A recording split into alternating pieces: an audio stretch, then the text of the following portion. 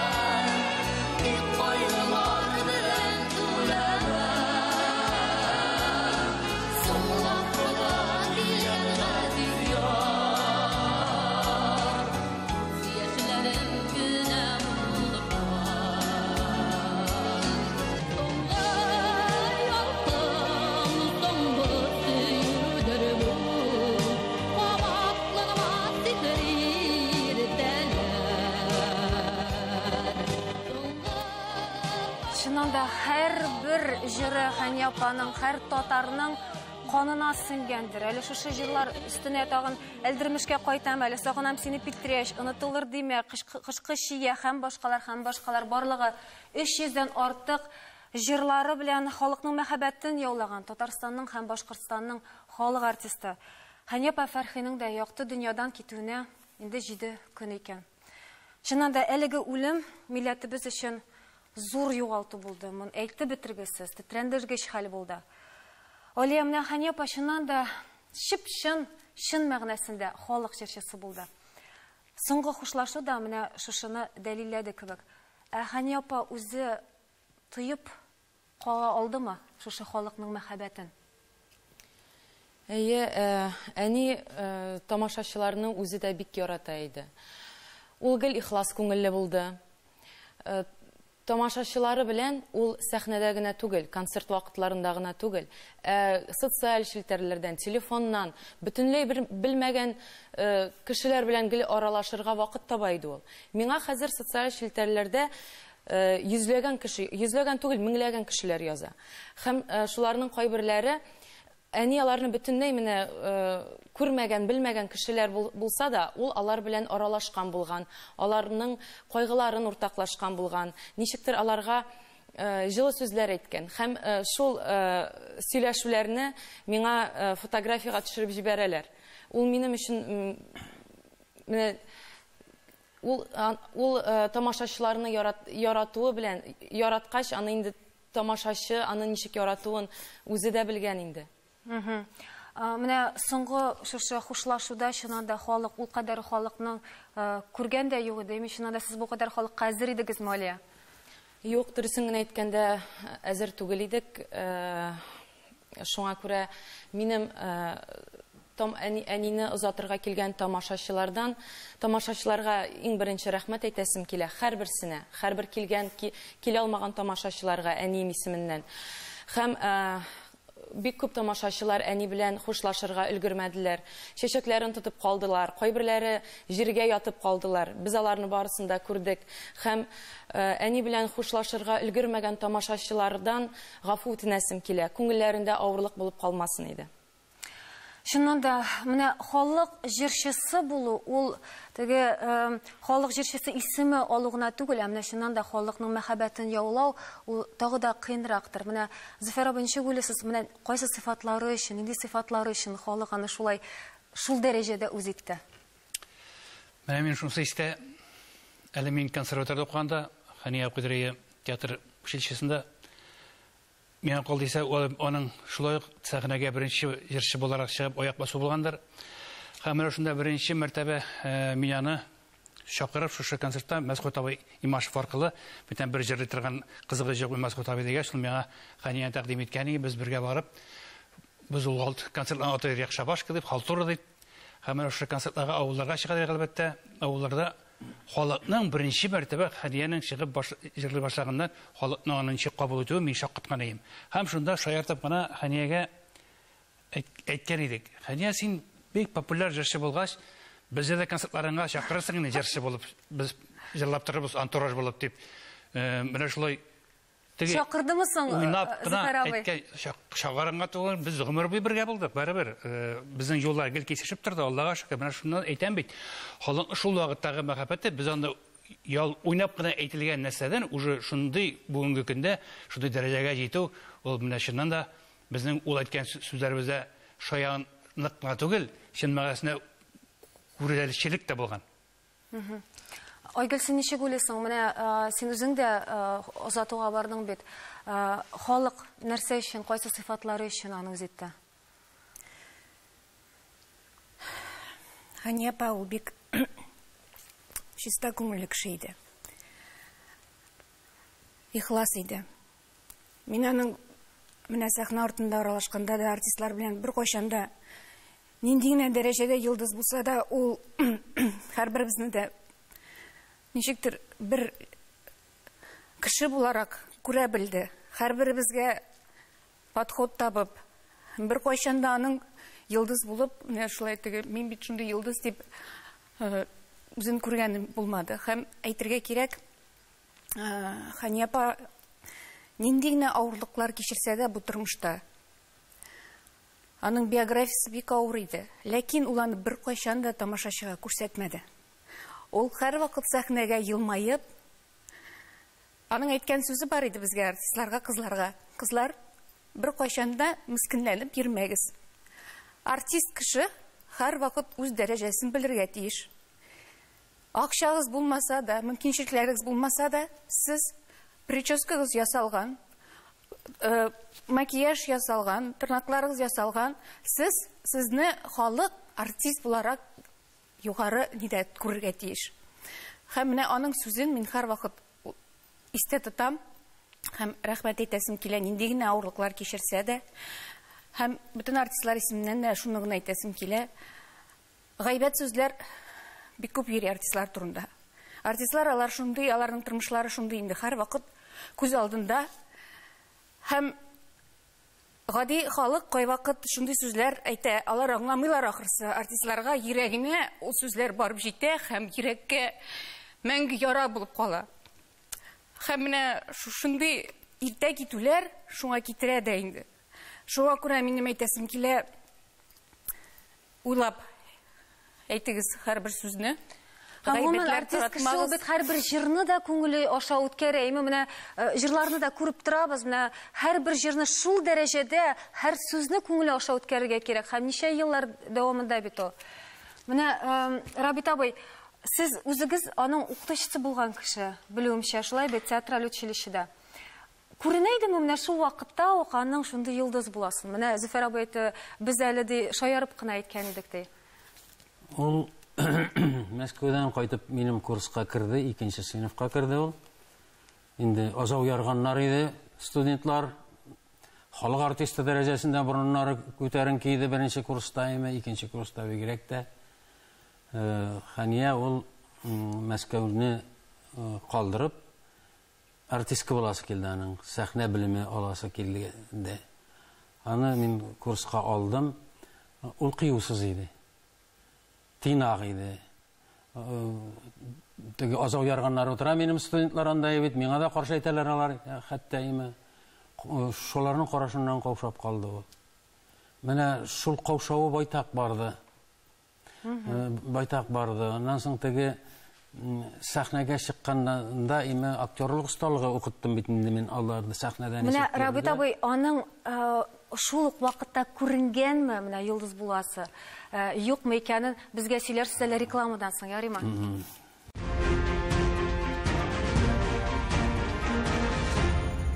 Татарстан Яңа гасыр телеканалында турыдан-туры эфирда Таяну нуктасы тапшыруы. Бүген без Хәния апа Фәрхине искә алабыз. Рекламага китер алдыннан менә Рабит абый, мин сезне туктаттым, шундый тәмләп сөйли башлаган идегез Хәния апаның студент вакытлары турында. Нинди булган ул вакытта? Һәм күрә алдыгызмы сез шушы орлыкны шул вакытта ук? Шундый зур халык җырчысы. Ул һәр вакытта да күренми инде талант дигән әйбер. Аны ашарга кирәк, яки кеше үзе ачылырга тиеш, яки педагог аны ашарга тиеш. Ул берничә җыр җырлап керде инде. Аны ул үзе гармон уйныйдыр, хромкада ике рәтле гармонда уйныйдыр. Һәм бу бик сирәк хатын-кыз үзе уйнап җырлый торган бигрәк тә капкаты хромка да име. Менә шушының белән ул мине җиңде. Бәлки ана шул йолдызлык шаткылары ана шушы җыр үзе уйнап үзе җырлаганнан килгәндер. Ә инде актерлык осталыгында әкренләп ул ачыла барды. Мәсәлән, диплом спектакле дә ул яхшы билгесенә тәмамлады. Аннан соң инде күчмә театрга артистка булып килдем. Мин баш режиссерында монда укытучысы, монда юллар кисешкән вакыт шулай бит. Минем спектакль репертуарда иде, пьеса, ниндидер исемендә игезәкләр турында бер пьеса иде. Минем бер халтурный гына пьеса инде үземнең. Шуны Ханиягә бирдем мин игезәкнең берсен. Менә ул самимилеге шунда күренде аның име. Ул җырлы роль иде. Аңа инде туры килеп тора. Шуннан да бу инде менә театраль тормышка без әкренләп үзеннән-үзе килеп җиттек. Фәридә апа, бу вакытларны сез бик яхшы беләсездер инде. Шулай бит. Һәм бер яктан караганда менә артист һәм җырчы дип карарга була. Күп кешеләр өчен җырчы ул артистка кебек. Шулай да сезнең өчен менә Хания апа ул күбрәк кем? Хания беренчедән Мәскәүдән кайткач безнең курска шаулап килеп керде ул. Менә Роберт абый бит инде безнең укытучыбыз буларак, ул безне дәрестә күрә, ә без дәрестән соң әле тормыш бара бит. Шунда инде ул без аны җырын ишеттек тә шаккаттык. Ничегендә син шушлай җырлый торып шундый зур менә уже дәрәҗәгә менгән кебек тоелды ул безгә. Без инде училищеда шаяру бар иде, менә шулай училищены бетергәндә укучылар народный артист булып чыга, аннан театрга кергәчтән простойга әйләнә дип инде менә. Хания килгәндә ук народный артист булып килеп керде ул, без аны шаккаттык. Шул хәтле тавышы шады инде безгә. Хания идел җырлалы.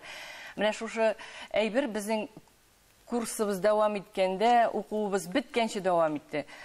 Аңа без әйтәдек, Хания, театрда эшләгәнче җыр белән китмисеңме дип инде. Синең бит җырың шул хәтле гади, үтә торган дип. Ул үзе гармонда да, менә шул двухрядкада уйнаганда да үзенең моңы бар яның. Инде шул тавышының үзенчәлеге бар менә. Җыртылып китәм дип дигән тавышы училищеда. Шушы җыр буенча киткәч ныгыды, халыкныкы булды менә. Ә инде ул укыганда инде менә булай искә алсаң, Хания ул бик юморлы иде ул менә. Аның белән biz bütünübüz de ona jıyıladık, onun yanına jıyıladık. Ничектер ул центр булып торады. Шуннан да, әйдәгез әле менә безнең Татарстан Яңа Гасыр каналында иң соңгы видеоязмаларның берсен карап узыйк. Кичке аш тапшыруында, Хания апа. 17 yaşımdan çıkıp gittim Мәскәүгә. Ул бит күз алдыгызга китерегез, авыл мәктәбен бетергән кыз бала. 3 ир туганым, әтием, менә аларның алдында yüzlerine kızıllık getirmezsem ide deyip yaşadım men. Özümni saklap, özümni yaklap, gerek çağında usalla bulup, bik gözden yaşlarını çıkarmışa, onlar mına benim артымда әтием бар, 3 братым бар deyip. Менә Алия шушы абыйлары турында шулай итеп әйтүе, менә сәхнәгә чыкканда бит инде чыннан да тамашачы бер нәрсәндә белми. Ул һәр вакытта елмаеп, шул кадәр ачык күңел белән соңгы арада гына да күпме хәсрәт кичерә бит Хания апа. Менә ул да шушы ниндидер бер сәбәп булмадымы? Ничек күңеле белән кабул итте? Бик күп кайгылы хәбәрләрне аңа юлда ишетергә туры килде. Концерт вакытында, концерт алдыннан. Һәм шуңа да карамастан ул концертларын куя иде, күз яшы аша елмаеп, һәм шул кайгылы хәсрәтләре белән тамашачысы белән бүлешә дә иде, һәм үз күңеленә шулай җиңелрәк тә булгандыр инде. Бер кайчанда ул менә мискенләнеп, үзен жәлләтеп йөрмәде. Чөнки тамашачы ул күрергә тиешне Айгөл әйтүенчә, шушы якты ягын гына. Фәрида апа, шушы театрдан киткән мизгелләрне сез хәтерлисезме? Бу бит инде бик күп артистлар өчен театрдан китү ул авыр чор. Ничек кичергәнне хәтерлисезме? Сез менә монда фотолар да алып килгәнсез, бу шул вакыттанмы? Біз енді училищеда оқыған чаклар, менә безнең шундый һәрберебездә дипломат булыр, без ул вакытта дипломатлар, күңелле чаклар инде бу истәлек. Инде бу фотода инде без 20 елдан соң училищены бетереп 20 елдан соң очрашкан мизгел. Ул вакытта Хәния театрда 3 кенә ел эшләп калды. 88 елда бәйрәм ансамбленә кереп тә китте.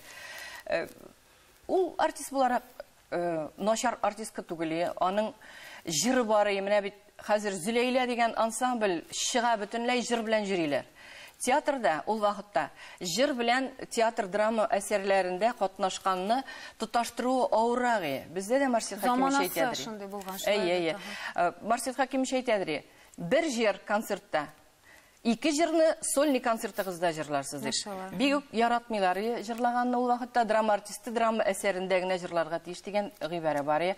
Хәнияның аның ул чорда үсеше менә һаман җырга тартылды дип уйлыйм мин. Ничек кичерде менә шушы? Кичерүне иң беренче сез бит якын дусты шуңа ул беренче аны авыр кичерде, әлбәттә. Анда бит әле ул гына түгел, башка кешеләргә дә андай язмыш эләкте. Ләкин аннан соң ул шушы юлга җырга кирип киткәч әйтте: "Ярый әле мине Дамир Сиражиев кыскартты. Мин бу үсешемә барып җитә алмасым. Мин аңа бик нык рәхмәтле." Дип менә шушындай. Ул аңа рәнҗемәде, башта бик авыр булды. Шулай да җырлары аша, ул бит шушы җырлары сүзләре аша барыбер аның монолог формасында тамашачы белән сөйләшү бар, димме? Шәмсия апа, менә сезнең дә уртак җимешләрегез бар бит Хәния апа белән. Бәхетемә чыннан да Хәния белән берничә җырыбыз калды. Мин гомумән менә хәзер Айгөлнең күзендә яшьләр күрәм. Мин ниндидер якты хисләр белән килдем. Чөнки безнең һәрберебезнең гамәл китабы бар. Безнең әни әйтә иде инде мәрхүмә, икеңдә ике фәрештә безнең язмышларны язып бара дип, һәм тәкъдир дигән әйбер дә бар. Без шөкер үзебезнең кайчан бу якты дөньядан китәсебезне белмибез. Һәм мин Хәнияны бу очракта, димәк, аңа Аллаһ Тәгалә шушы кадәр гомер биргән булган. Һәм инде бу очракта мин аны ниндидер якты хисләр белән, без бит күршеләр, ут күршеләр булып яшәдек. Һәм безнең танышлык инде Чаллыда вакытта ук башланды. Һәм аның гомеренең шундый вакытында ул әле Шәмсия апа сезгә киләм әле, сезнең белән киңәшәсе бар иде дип. Без ул вакытта ике күрше белән яшидек, бик шартларыбыз да юк иде инде. Мин яла гына кабул иттем ул Габделхайга кияүгә чыгырга, менә шушы кешегә кияүгә чыгыйммы дип. Мин инде Габделхайны тегеләй дә карадым, булай да карадым, сөйләшеп тә утырдык. Мен әйтәм, шык дип әйтермен дә, хатын-кызның язмышын бәлкем әйтәм, бозып куярмын дип. Бәхете шуннан булдымы? Менә җырны сайлаган вакытта ул ничек сайлый идеме? Я булмаса, сез ничек әзерне бирәсез, шулай кабул иттем. Мин мәсәлән җырчыларга теге Хәниягә аерып шушы җырны бирдем дип әйтә алмыйм. Чөнки күрәсем килгән иде дигән җырны, ул бик тә популяр җырны. Ул иң беренче башкарды бит инде. Ул әле Чаллыда яшәп иҗат итә иде. Мин аны хәтта ул җырны башкарганын да белмәгән идем. Ләкин 95 елда Опера Балет театрында минем иҗат кичәсе булган иде. Алар Чаллыдан зур делегация булып килеп, Хәния шул вакытта миңа сәхнәгә чыгып сюрприз ясады. Шушы бәйрәм ансамбле белән килеп, шушы күрәсем килгән иде, җырлады. Һәм инде радиода эшләгән кеше буларак, мин аның башка җырларын әле мин сине гафу итмәдем, Баулы турындагы җырларны инде радиога яздырырга килгәчтен генә белдем. Ләкин җырчыны инде мин үзем дә иҗатчы кеше буларак, минем җырларымны башкардыгына дип бәяли алмыйм. Әлбәттә, әлбәттә. Аның менә җырларны без бит әйтәбез, кешенең эшендәге тышында, Хәнияның чыннан да эшендәге тышында иде. Ул кара эшле, ничектер мәкерле булмау сәбәпле һәм кешеләргә ачык булу сәбәпле. Минем үземә дә әйтәләр, ул кадәр ачык булмай инде, бөтен нәрсәңне сөйләмә инде дип. Шулай иҗаты кешеләргә хас нәрсә. Һәм аның иҗатының популярлыгы да шунда булгандыр. Һәм шуны әйтергә кирәк. Ул бер кашан да гайбәт чәчеп йөрмәде. Бер кашан да кешегә авыр сүз әйтмәде. Һәм гайбәтләргә ул җиңел карый иде. Ул үз күңеленә авырлык итеп, аңа игътибар итмичә, ярар, мин аның интервьюсында әйткән сүзе бар. Ярар, чәчсеннәр гайбәтне. Мин бит әле исән, Атладым да киттем дип әйтә иде ул. Гайбәткә игътибары аның дәрәҗәсеннән кимерәге. Менә шулай. Анасы укыганда әйтәдер гел шаярып. Берәр нәрсә сөйләшеп утырабыз да, төрттерүләр була бит инде. Шулай укучылар арасында тегеләй дисең, булай дисең, шуннан бу әйтә. Яра, сез генә әйбәт, мин генә начар. Менә шулай гел уен көлкегә бирә, конфликт ситуациясында гел яшьләр янында булды. Алияның тимбр тавышы әнисенеке. Сизәсезме? Шаган менә нәселдән. Яшьлек фотографияларына карап тордым да, Алия без укыган чордагы Хәнияне хәтерләтә. Йөзе буенча. Сез беләсезме, бүген без Хәния апаның тагын бер ягын әйтеп китергә тиешбез. Кинода да төшеп калды бит Хәния апа. Ак чәчәкләр фильмында белүмчә Алия үзе теләп килде, шулай бит? Ул аның хыялы иде. Күптәннән хыялы иде. Минем кинога төшәсем килә дип әйтә иде. Һәм ул бик бәхетле булды. Шундый мөмкинчелеге булганга. Без әлеге менә хәзер карап китик әле шушы мизгелләрне. Әйтәле тәмләп. Җиңгәм. Бигрәкләрдә сыйлыйсың инде үземне. Бу яхшылыкларыңны ничек кайтарып бетермен икән? Саулыгың, бәхетең булсын, балам. Артыгы белән кайтарырсың әле. Менә шулай. Җырчыларның төрлесе бар. Мәсәлән, бик матур тавышлы, куелган тавышлы җырчылар бар. Хатын-кыз җырчылар да бигрәк. Әгәр дә аның берничә сүзен мин аңламыйм икән, мин ул кешене җырчыга санамыйм. Никадәр генә көчле тавыш булса да, әллә инде консерваторияләр бетерсә дә. Чөнки ул әйтмеши тамашачының урлый, мәсәлән, теге колбасаны артык кискән шикелле име. Менә Хәниянең аның үзенчәлеге халыкка ярата. Ул бәләкәй генә теге авазында сакаурак иде. Аның үзенә шундый бер наз биреп торадыр аның ана шушы авазы. Менә ләкин ул сүзләрне һәр вакыт ачык җырлады. Сүз, музыка алар бер булырга тиеш. Тавыш күрсәтәм дип сүзне кеше җота икән, мин аны җырчыга санамыйм бөтенләй. Хәниянең менә бәхете ana шушы ике әйберне кушуда. Һәм аның тавышы, һәм драматик сәләте, һәм күңеле. Һәм саф күңеле. Бер тапкыр студиясына үзенә өенә мине чакырды бу. Сценарий буенча Фәридә ди, иде карап чыгыйга әле бергәләп дин. Шуннан соң мин студиясына килдем, бөтен нәрсә аның эш өчен әзер инде анда. Һәм шул вакытта бу шулай җырлап карый. Шулай буламы, менә монда ничегрәк? Миннән сорый киңәш. Мин бит инде драма артисты буларак, җырчы буларак танылган кеше түгел. Булай, менә син бит җырлыйсың, син бит менә тыйрга тиеш менә монда ничегрәк итеп әйтим икән, сүзен үзгәртик әле, әйдә үзгәртик әле дип менә без төнне буе утырдык шул вакытта. Шаккатканым Хәниянең шул хәтле таләпчәнлегенә шушы үзенең концерт программасына. Аннан соң мин үзек уйнады ул, шушы үзек буенча эшләдек инде без. Аннан соң ул концертка 12-ка килдем дә, мин әйтәм, Хәния шул хәтле әйбәт булды бу үзегең дип инде. Ул үзек уйнады анда, ниндидер хушлашуым, саулашу. Күңелләрне тетрәндерде.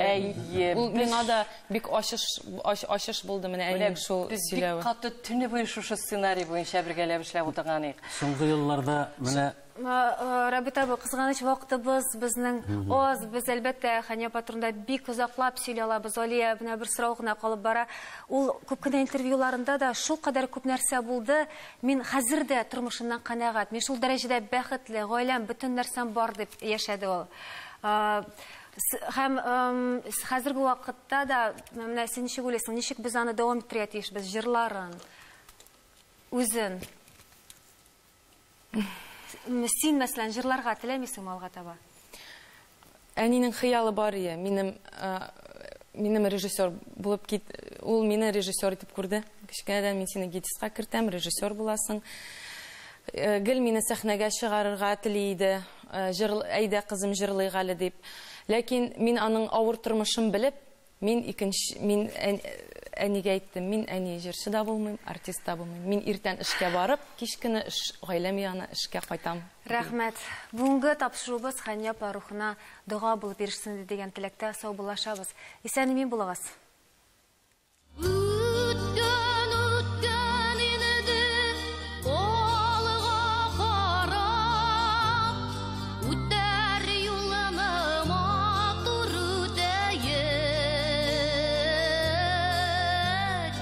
ömürler